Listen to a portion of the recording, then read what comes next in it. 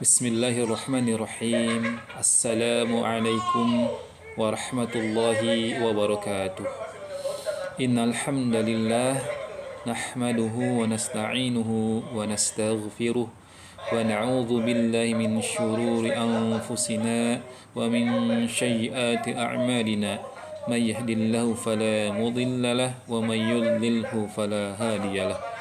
أشهد أن لا إله إلا الله وحده لا شريك له وأشهد أن محمدا عبده ورسوله الذي لا نبي ولا رسول بعده أما بعد مرحبا يا رمضان مرحبا شهر الصيام. Alhamdulillah, puji dan syukur kita panjatkan kepada Allah Subhanahu wa taala. Hari ini kita sudah memasuki bulan Ramadan dan alhamdulillah Allah Subhanahu wa taala memberikan kita izin, memberikan kita kekuatan dan memberikan kita kesempatan untuk bisa bertemu di bulan Ramadan pada tahun ini.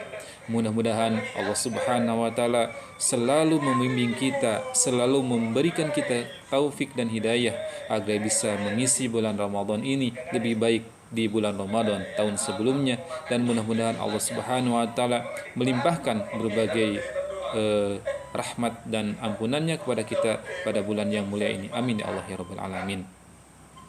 Para asatid, para ayah dan bunda, juga anak-anakku siswa-siswi SD ITI Ihsan Karimah, alhamdulillah pada hari ini Ustadz berkesempatan untuk menyampaikan sedikit tentang nasihat yang disampaikan oleh Imam An-Nawawi atau Syekh An-Nawawi ya di dalam kitabnya Nasaihul Ibad, yang merupakan nasihat-nasihat dari Syafiq Al-Bakhri, yaitu seorang ulama yang terkenal sangat waro dan juga sangat zuhud. Nasihat ini begitu berharga sehingga Ustadz pada hari ini berkesempatan untuk bisa menyampaikan, dan mudah-mudahan bermanfaat untuk kita semua.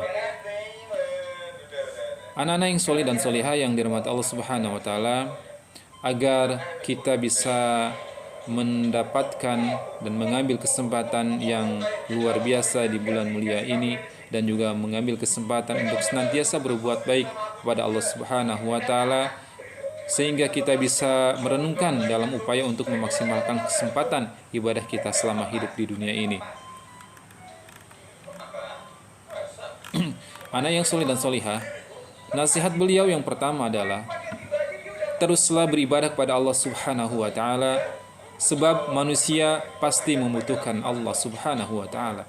Allah Subhanahu wa taala telah memberikan fitrah kepada manusia agar beriman kepadanya. Bahkan sebelum manusia itu sendiri lahir ke dunia, Allah Subhanahu wa taala telah mengambil janji seluruh keturunan Adam untuk meyakini bahwa hanya Allah Subhanahu wa taala satu-satunya Tuhan yang harus disembah. Oleh karena itu, mudah-mudahan kita senantiasa hanya beribadah kepada Allah Subhanahu wa taala, memurnikan ibadah kita, memurnikan salat kita, memurnikan saum kita hanya untuk kepada Allah Subhanahu wa taala, hanya tunduk kepada perintah Allah Subhanahu wa taala. Yang kedua, nasihat beliau, ambillah harta dunia sekedarnya, sekedar cukup untuk memenuhi hidup, sebagaimana ketika sedang makan. Rasulullah Sallallahu Alaihi Wasallam menganjurkan untuk mengatur perut kita dengan tidak memenuhi perut dengan makanan hingga tanpa batas. Kita pun mesti menyisihkan sepertiga isi perut kita untuk makan, sepertiga untuk minum, dan sepertiga lagi untuk bernafas. Maka begitu juga dengan urusan dunia. Kita diperintahkan Allah Subhanahu wa taala untuk mengambil seperlunya saja sebagai penguat untuk beribadah kepada Allah Subhanahu wa taala. Yang ketiga, nasihat beliau di dalam kitabnya Nasaihul Ibad, berbuat maksiatlah kepada Allah jika kalian kuat menahan siksanya. Masya Allah, astagfirullah, na'udzubillahi min dzalik. Kita tidak akan pernah sanggup menahan siksanya Allah Subhanahu wa taala. Oleh karena itu, nasihat ini adalah nasihat yang sesungguhnya tidak akan pernah bisa kita laksanakan, karena tidak pernah kita akan sanggup menanggung beban beratnya siksaan dari Allah Subhanahu wa taala.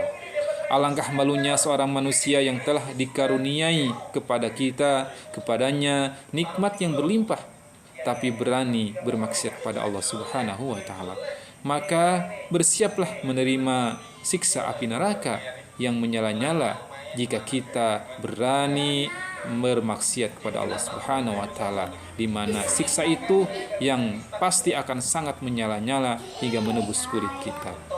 Keempat, persiapkanlah bekal di dunia menurut ukuran lamanya tinggal di alam kubur. Jika melihat umur manusia yang begitu singkat di dunia dan begitu panjang akan tinggal di alam kubur, tentu ia akan berusaha untuk menjadikan hidupnya penuh arti dan tidak akan sia-sia belaka. Demikian pula tentunya akan semakin dekat dan takut kepada Allah Subhanahu wa taala. Yang kelima, beramallah untuk meraih surga sesuai dengan tingkatan yang diinginkannya. Allah Subhanahu wa taala telah menjanjikan surga-surga yang indah kepada mereka yang dekat dan bertakwa kepada Allah Subhanahu wa taala. Semakin baik amalan diperbuat, akan semakin tinggi tingkatan surga yang akan kita dapatkan. Semoga Allah Subhanahu wa taala menjadikan kita orang-orang yang mendapatkan kebahagiaan di akhirat kelak dengan memperoleh surga keabadian. Dan mudah-mudahan bulan Ramadan ini kita bisa mengisinya dengan berbagai amalan, dengan berbagai ibadah hanya semata-mata untuk Allah Subhanahu wa taala, dan mudah-mudahan dengan berbagai amalan ibadah yang kita lakukan, yang kita murnikan kepada Allah Subhanahu wa taala, dan tentunya hanya dengan izin dan rahmat Allah Subhanahu wa taala, kita semua bisa menempati tempat yang terbaik kelak di akhirat, yaitu surga yang penuh dengan keabadian, insyaallah. Dan mudah-mudahan kita semua menjadi manusia-manusia yang beruntung sehingga kita semua layak dijadikan sebagai penghuni surga. Amin ya Allah ya rabbal alamin. Anak-anak yang soleh dan solihah yang dirahmati Allah Subhanahu wa taala, mudah-mudahan pesan-pesan yang Ustaz sampaikan dari kitab Nasaihul Ibad karangan Imam An-Nawawi atau Syekh An-Nawawi sangat bermanfaat untuk kita untuk bisa menjalankan kehidupan kita lebih baik. Amin ya Allah ya rabbal alamin. Barakallahu lakum fil Qur'anil karim. Wassalamualaikum warahmatullahi wabarakatuh.